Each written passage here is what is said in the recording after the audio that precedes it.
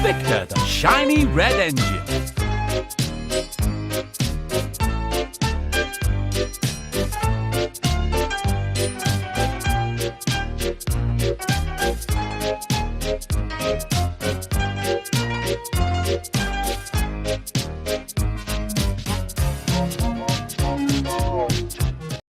One morning, the Fat Controller had a special new job for Thomas. "You must look after the steamworks while Victor is at the transfer yards," he said cheerfully. Thomas's firebox fizzed with excitement. He loved visiting the steamworks. "Make sure you listen to Victor carefully. He will tell you everything you need to know," the Fat Controller told Thomas. "Yes, sir," Thomas whistled happily as he set off.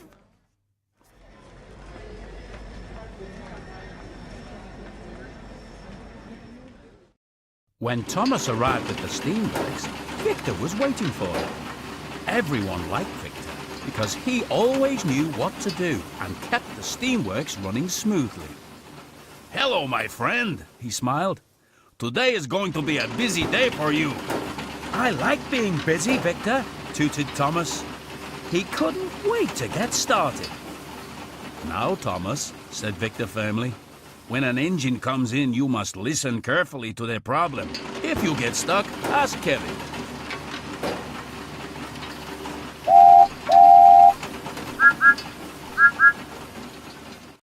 A cheerful yellow crane wheeled towards Thomas and Victor. "That's right, Thomas," said Kevin. "Just ask me if you get in a fix." But Thomas was too excited to listen. He just wanted to get on with his very important job. "Don't worry, Victor, I know what to do," he chuffed. "You'd better get going or you'll be late." Victor puffed off towards the transfer yards. Thomas was now in charge.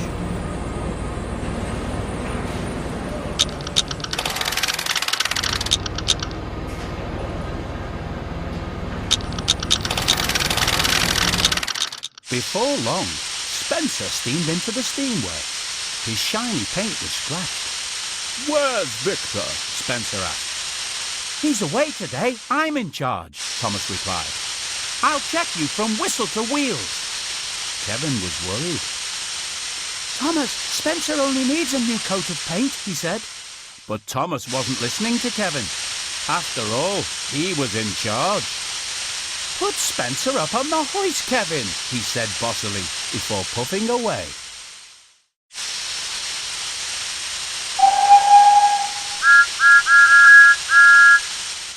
A few moments later, Henry arrived at the steamworks. He was spluttering and stuttering, wheezing and sneezing. He was surprised to see Thomas instead of Victor. "Victor is away today. I'm in charge," said Thomas. "I know what's wrong. You've been given the wrong coal, Henry." "Oh no, Thomas, I have my special coal. The problem is..." Henry wheezed. But Thomas wasn't listening. After all, he was in charge. He asked Kevin to fetch Henry's coal.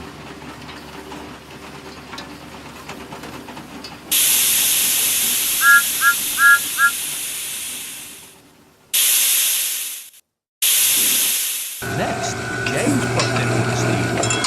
His funnel was blocked with straw and twigs. "Where's Victor?" he puffed slowly. "He's away today. I'm in charge," said Thomas. "What you need is a new funnel, James." "Oh, don't, Thomas," James began.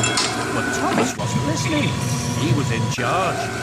"Kevin, find a spare funnel, please," he tooted. Thomas looked around the busy steamboat. He felt very proud indeed.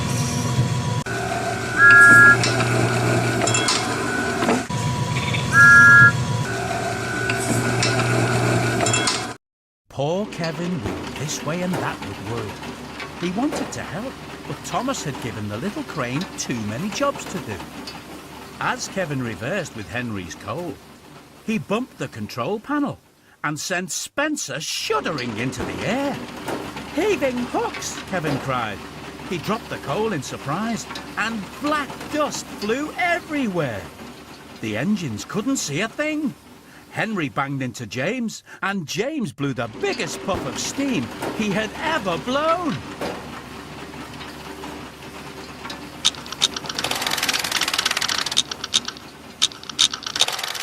Soon the gleaming steamworks was covered in soot, twigs and straw. Thomas heard a voice through the dark clouds of dust. Sizzling Sodor! What has happened to my beautiful steamworks? Said the voice. It was Victor. He had arrived back early from the transfer yards. Thomas looked at Victor, then at the mess and muddle around them.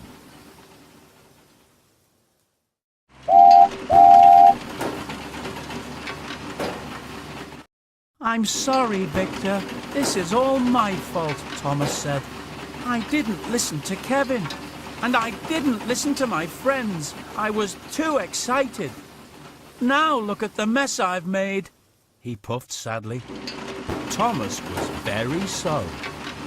I think, my friend, you are right, Victor huffed. But if you listen carefully to us now, we can clean the steamworks together.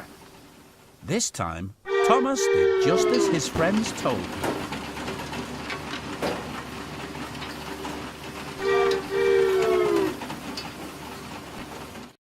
First, they took Spencer down from the horse.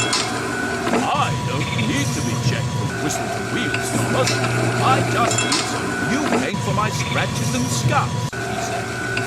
Yes, Spencer, smiled Thomas. Soon, with a little help from Victor, Spencer's silver paint was sparkling.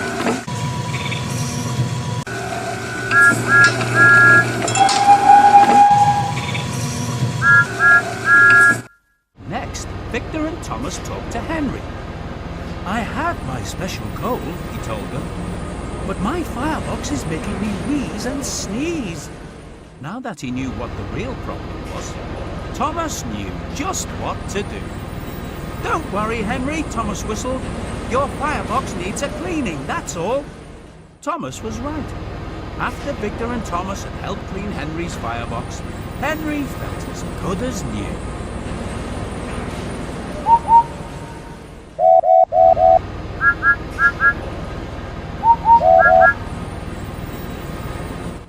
Last of all, Thomas and Victor went to help James.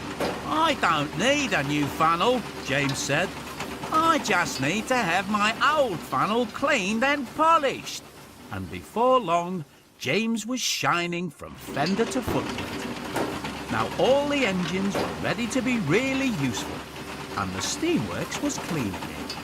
Thomas promised that next time he visited the steamworks, he would listen to what Victor told him.